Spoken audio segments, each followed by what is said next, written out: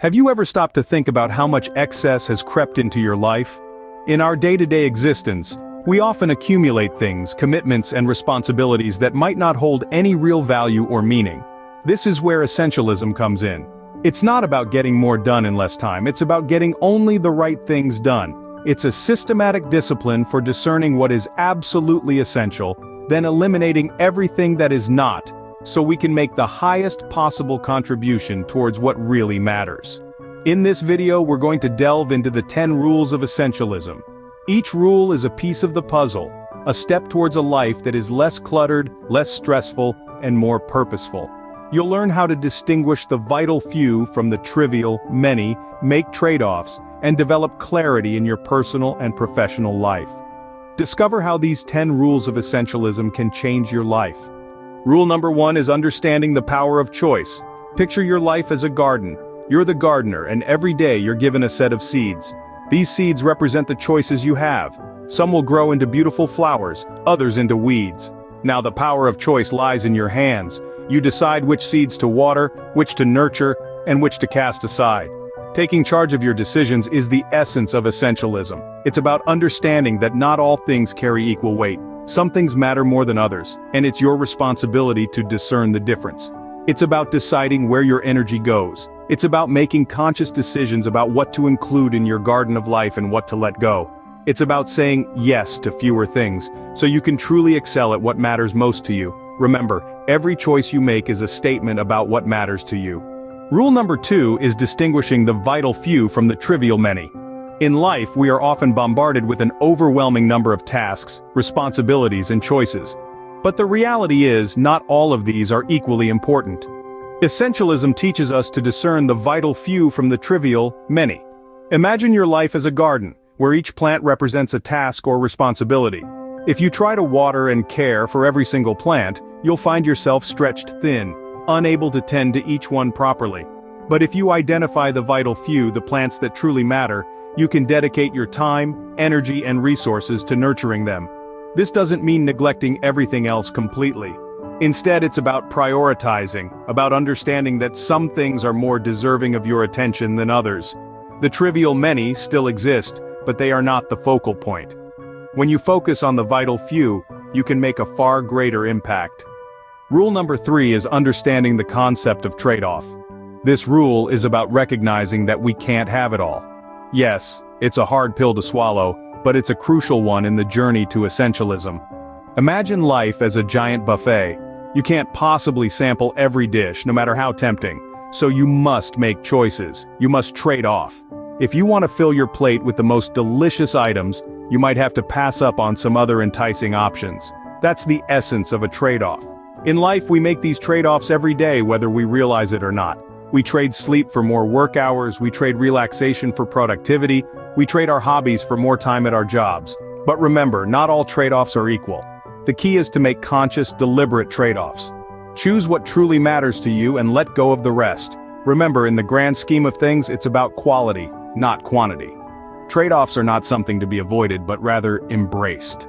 Rule number 4 is the escape to focus. You see, our lives have become a whirlwind of tasks, obligations, and distractions, each clamoring for our attention. In this storm, it's easy to lose sight of what truly matters. That's where the escape to focus comes in. This isn't about running away from responsibilities, but rather stepping back to gain perspective. It's about carving out time, even if it's just a few moments each day, to quiet the noise and focus on what's essential.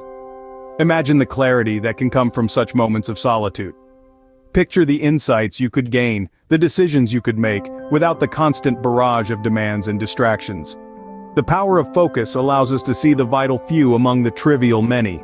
By escaping to focus, we can make more meaningful progress in the areas that matter most. Rule number 5 is the power of clarity.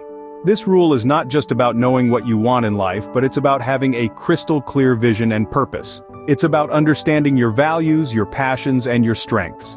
It's about knowing where you're going and why you're going there.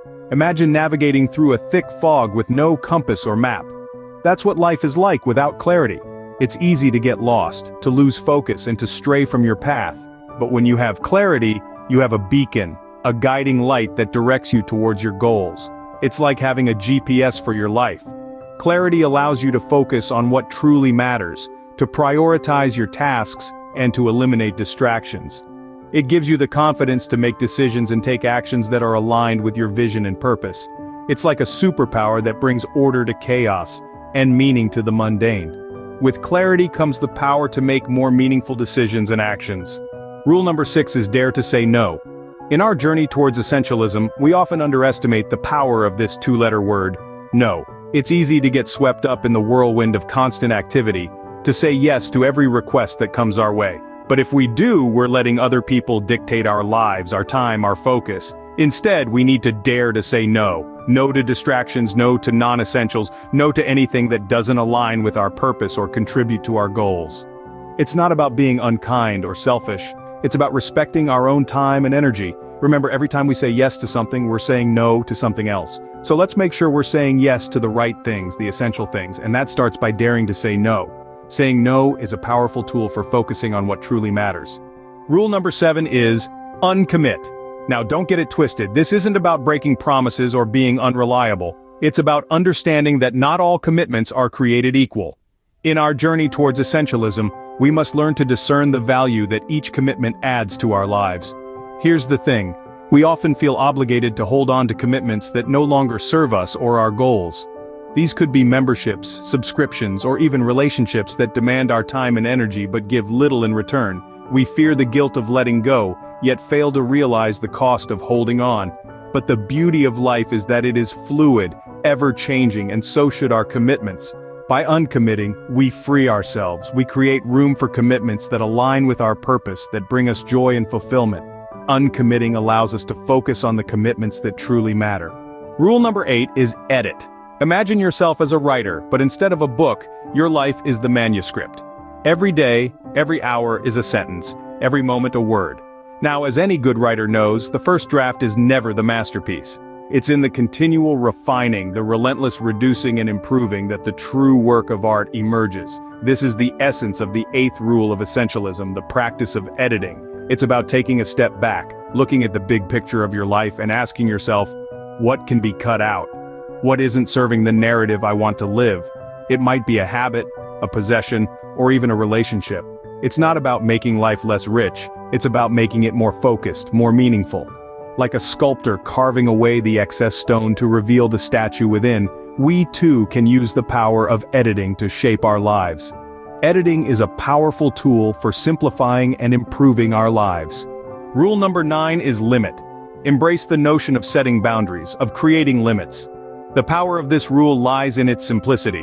When we establish limits, we're not creating walls or barriers to keep us confined. Instead, we are defining the space, the time, the resources in which we can operate at our best. Imagine you're an artist. Your canvas, your paints, your brushes, these are your limits. These restrictions don't hinder your creativity, they actually enhance it. They force you to focus, to make deliberate choices, to truly consider what is essential and what is not. So, set your limits, define your canvas, choose your brushes, decide on the amount of time you'll dedicate to a task, the number of items you'll own, the people you'll give your energy to. These are not restrictions, they are decisions, they are choices, they are deliberate actions that enable you to focus on what truly matters. Limits are not restrictions but rather tools for focusing. The final rule is be present. This rule is all about living in the moment, about immersing yourself fully in whatever you're doing or whoever you're with. It's about not just physically being in a place, but mentally and emotionally as well. You see, when our minds are cluttered with thoughts about the past or worries about the future, we rob ourselves of the joy and fulfillment that the present moment holds. Being present means savoring the moment, whether it's a conversation with a loved one, the taste of a well-made meal, or the simple quiet of a morning sunrise. It's about letting go of distractions and focusing on the here and now.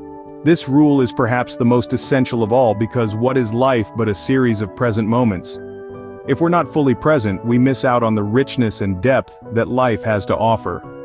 Being present allows us to fully experience and appreciate the essential aspects of our lives. These are the 10 rules of essentialism that changed my life. Each one from the power of choice, distinguishing the vital few from the trivial many, to embracing trade-offs, has guided me towards a life of simplicity and focus. The rules taught me to escape in order to focus, to seek clarity, to dare say no, to uncommit when necessary, to edit ruthlessly, to limit for the sake of depth. and above all, to be present in every moment. These principles have not only streamlined my daily routine but also magnified my productivity and satisfaction. Each rule is a stepping stone towards a fulfilling life, free of unnecessary clutter and brimming with purpose. I encourage you all to apply these principles in your lives. Let essentialism guide you in making deliberate, calculated decisions that enhance your life's value. Remember, the essence of essentialism is not about getting more done, but about getting the right things done. It's about making the wisest possible investment of your time and energy in order to operate at our highest point of contribution.